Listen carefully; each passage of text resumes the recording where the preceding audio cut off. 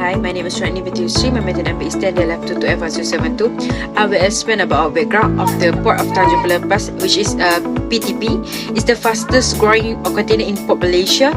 The port became operational in October 1999 and was officially launched in March 2000. It handled 1 million TEUs in the first 570th day of operation, creating of a record as the fastest growing port. The second one is PTP is located on Malaysia Peninsula, most southern tip on the eastern mouth of the Pulai River in the state of Johor. PTP is strategically located of the confluence of the main eastways shipping liners offering shipping lines minimum deviation time of 45 minutes. PTP is situated in a satellite bay and has no tide restriction. Local cargo movement to major industrial estate in the accessible through the Second Malaysia, Singapore Expressway and the North-South Highway. In addition to road, sea and air intermodal linkage, PTP is also connected to national rail grid passing through Peninsular Malaysia from Singapore to southern Thailand. Assalamualaikum and good morning. My name is Tumara Mika Matsulayi and my business number is 928.029. I will explain the overview of the free trade area in Pelepas Tanjung Port, PTP. First, PTP is accorded with free zone status in 1937 and the free zone authority in 1998 to administer, manage and operate its free zone area. Other than that, PTP also promote the local container trade volumes of the port. And the port of the free trade area, we have 5 phases. For phase 1 and 2, we have basic infrastructure and various local and global companies. Basic infrastructure such as electricity, water and more. Meanwhile, for phase 3, 4 and 5, potentially be developed to expand the current free zone development. Which means, for phase 3, it involves the development of additional infrastructure such as warehouses, logistic facilities. For phase 4, there are more focuses on improving connectivity and transportation that will connect with free trade zone. And lastly, the phase 5. The phase 5 is to maximize the free zone's potential. This may involve the construction of additional infrastructure. Lastly, free trade area in PTP is designated zone within the port premises where imported goods can be handled and exported without tariffs. It is for to promote international trade by providing businesses in port. These businesses can achieve cost savings, increase efficiency and enhance competitiveness in the global market. Assalamualaikum. My name is Nur Fatin Fatini binti Mustafa and my metric number is 10DLS22F1027. So I will continue with the port pricing principles, port tariff and port charges. So the first one is marine charges.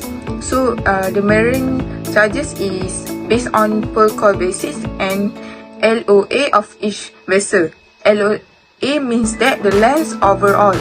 So the port often have different tariff structure based on the size and type of vessel using their facilities, and larger vessel may incur higher charges due to increased handling requirement and infrastructure usage.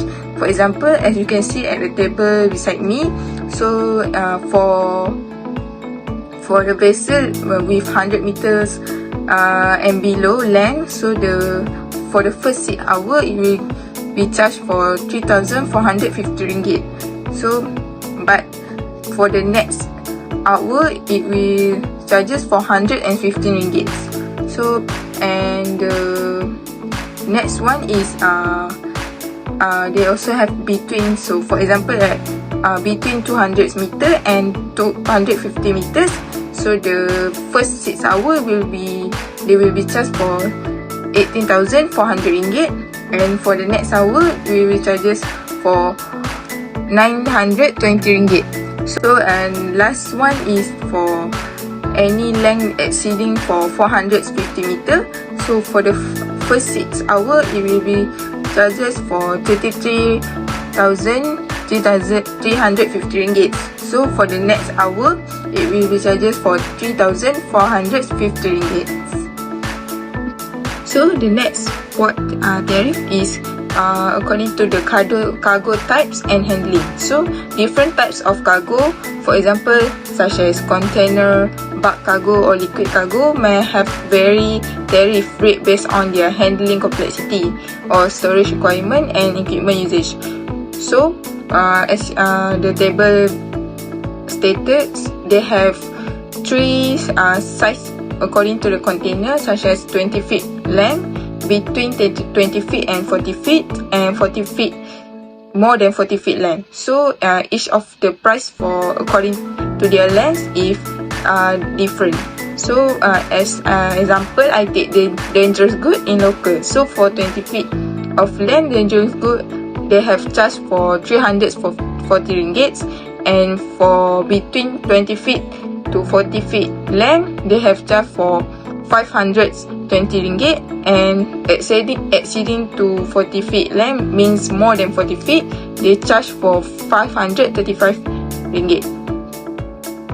Okay, next is storage charges. Storage charges means when the port may implement demurrage and detention charges based on how long the cargo remain in the facilities. So for example, the shorter storage period may incur lower charges, while longer duration stay in the storage can lead to increased fee. For example, they divided into container category, which means transshipment, import and export.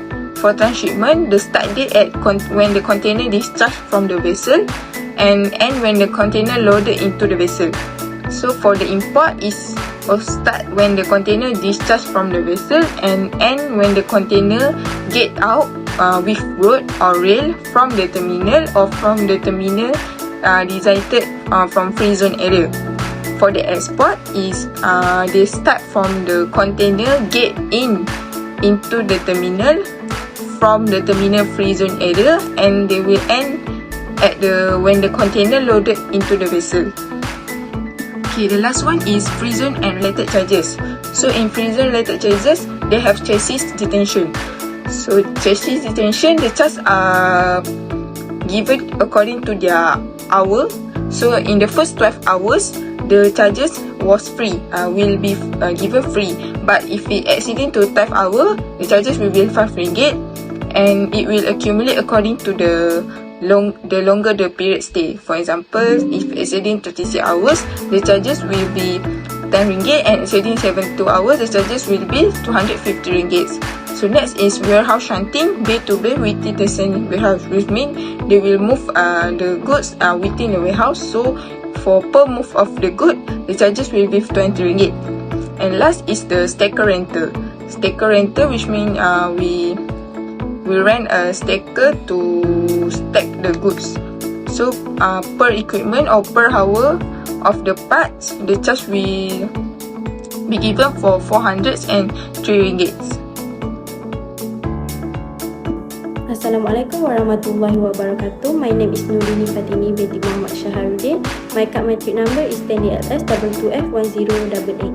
I will explain about advantages of trade area.